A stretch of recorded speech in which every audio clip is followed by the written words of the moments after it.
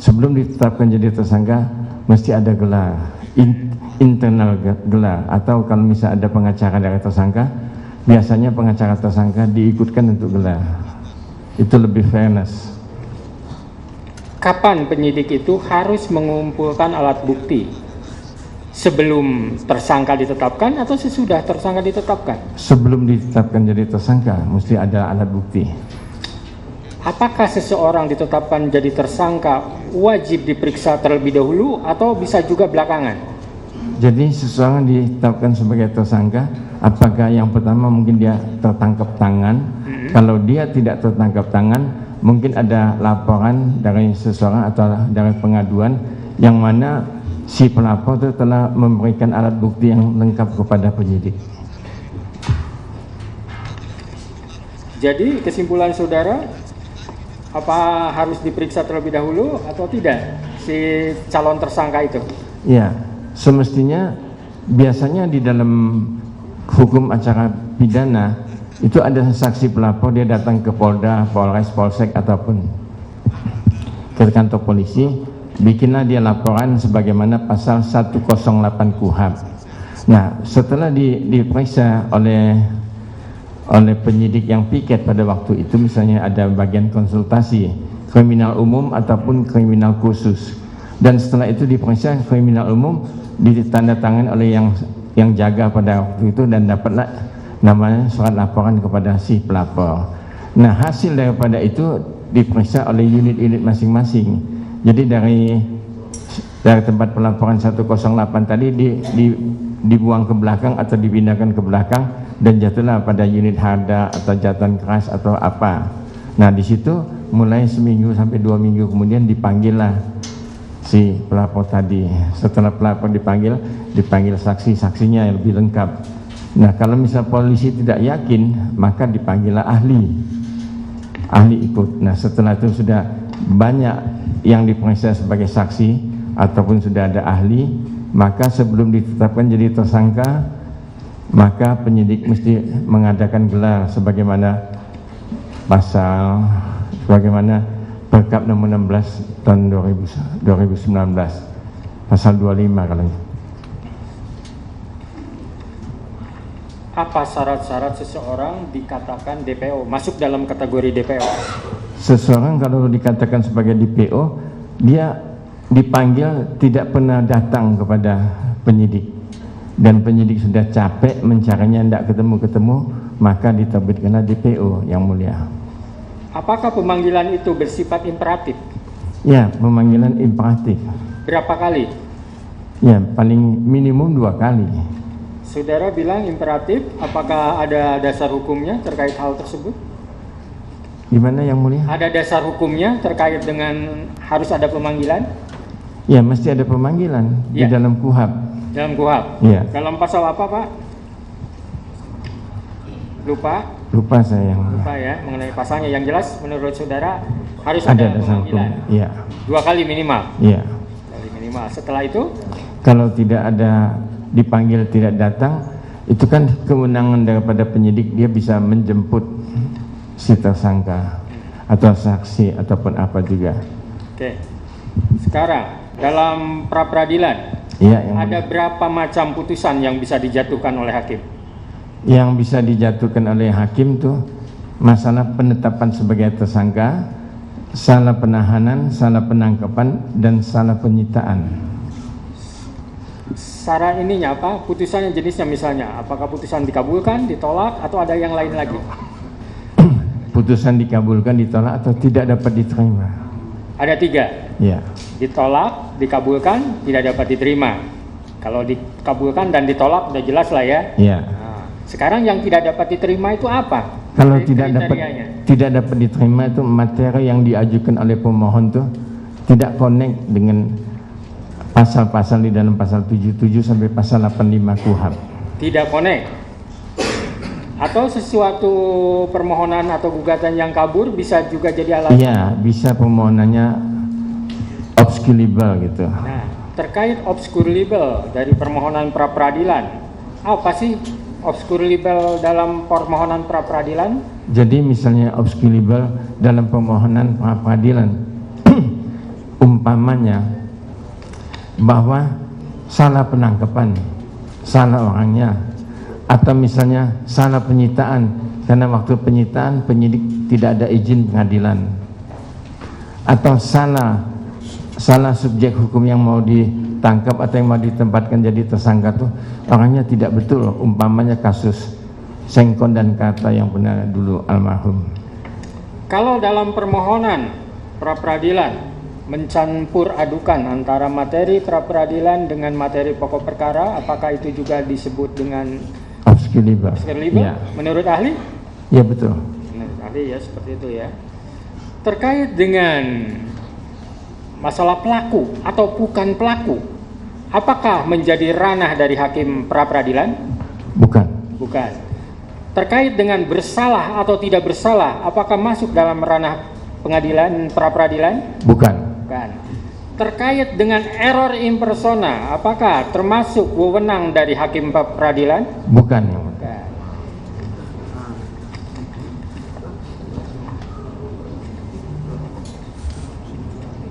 Jadi yang harus diolah oleh hakim pra-peradilan apa sebenarnya dalam putusan? Yang mana gimana pertanyaannya? Yang akan dituangkan atau diolah dalam putusan yang akan dijatuhkan, apakah hanya bersifat formalistik aja atau bersinggungan dengan materi? Bersinggungan mesti. Kenapa itu misalnya tidak dapat diterima, kenapa itu ditolak, dan kenapa itu dikabulkan? Bersinggungan? Ya. Di mana titik singgungnya? Jadi kalau misalnya seperti yang mulia katakan tadi, apakah ini ranahnya pra-peradilan, hakim pra-peradilan, atau ranahnya hakim pidana? Kalau itu dimasukkan dalam satu permohonan, maka itu menjadi obscure libel. Oke, tadi saudara ahli mengatakan yang seperti error in persona tidak boleh dimasukkan dalam permohonan pra-peradilan, konsekuensinya bisa obscure libel. Kalau gitu, error in persona itu bisa diajukan di mana? Itu diajukan ketika kasusnya dilimpahkan dan disidangkan kasus pidananya. Dalam pokok perkara kan ada eksepsi, ada pledoi, di mana diletakkannya? Di eksepsi. Di eksepsi. Berarti bukan di pra-peradilan ya? Bukan. Oke.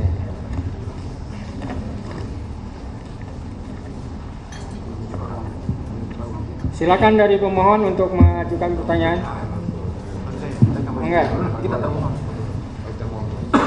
Silakan enggak.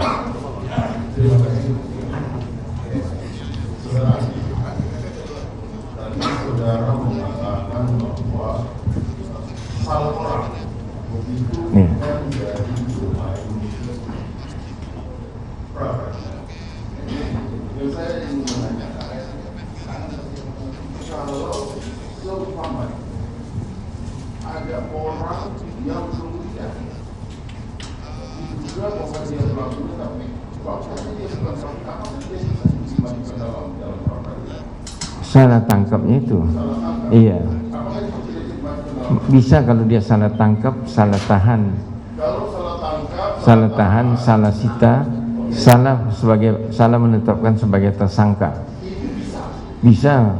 Sebentar. Kita biar lurus dulu, biar jelas ya. Tadi salah tangkap. Sejauh mana hakim pra-peradilan bisa mengatakan bahwa si A itu bukan pelakunya, bisa salah tangkap? Coba Pak. Coba diulangin yang mulia. Tadi ada istilah salah tangkap bisa masuk ke area wilayahnya hakim pra-peradilan. Bagaimana bisa hakim pra-peradilan itu mempertimbangkan, membuktikan dalam putusannya bahwa si A itu bukan pelakunya? Ya, kalau misalnya itu tertangkap tangan, itu kan bisa langsung. Misalnya itu bukan dia yang melakukannya, itu salah tangkap. Apakah itu nanti tidak bersinggungan sama pokok perkara? Karena nanti akan memutuskan bersalah atau tidak bersalah. Iya. Tadi sudah saya jelaskan yang mulia. Apabila dalam tuntutan pra-peradilan itu tidak mempunyai kayak kalau dua kualifikasi hukum. Dua. Jadi kalau dia misalnya masalah ini memang ranah pra-peradilan sebagaimana pasal 77 sampai 85 KUHP, dan kalau misalnya bukan itu yang masuk dalam ranah hakim, jadi kasus pokoknya itu digabungkan maka itu tidak bisa. Jadi kesimpulan ahli gimana terkait dengan salah tangkap? Ya kalau dia cuma salah tangkap, enggak ngomong yang lain-lain, saya rasa itu masuk ruangan pra-peradilan. Pra-peradilan? Ya. Maksudnya apa buktinya untuk membuktikan bahwa salah tangkap? Harusnya si B, bukan si A. Gimana coba?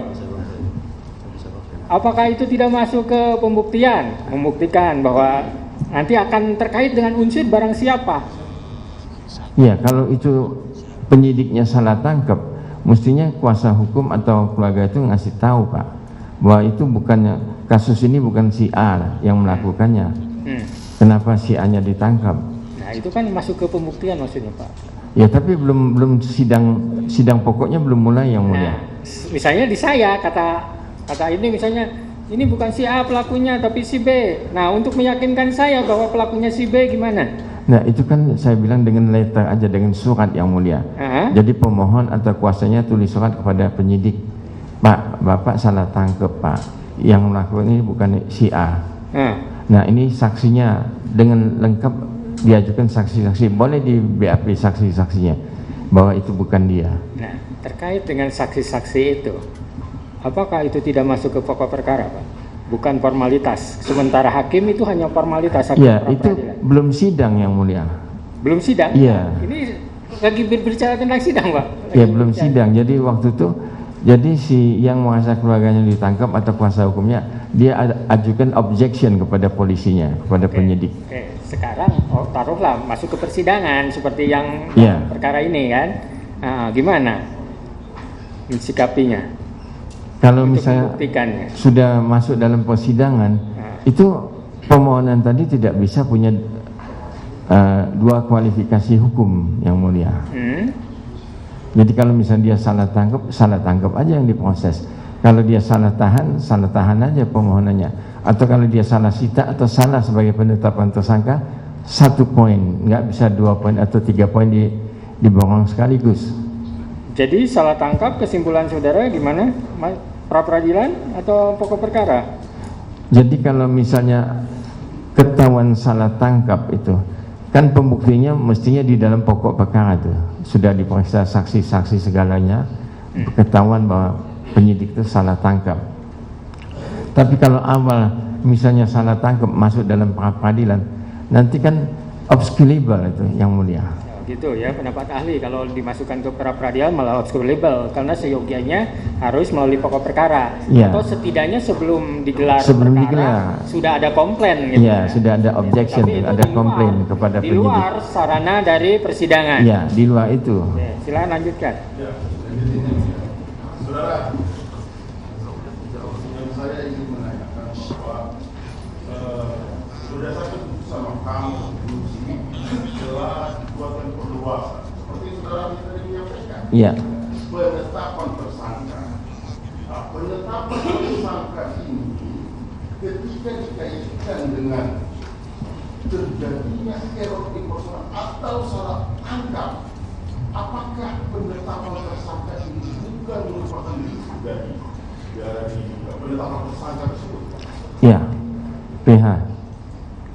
Penetapan tersangka juga banyak contoh jurisprudensi ataupun ditetapkan sebagai tersangka lantas ditahan atau ditangkap oleh penyidik, terutama kasus-kasus yang dipegang oleh KPK tuh.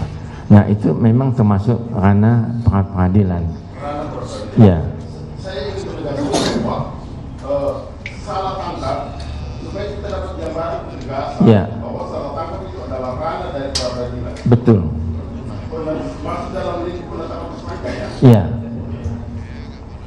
Kemudian saya ingin menanyakan bahwa dalam menetapkan seorang DPO apa saja sih syarat dan secara mengenai. Jadi kalau untuk menetapkan seseorang sebagai DPO, yang ditetapkan sebagai DPO itu mesti dipanggil dulu, ada surat panggilannya. Iya. Iya. Download Tribun X sekarang, menghadirkan lokal menjadi Indonesia.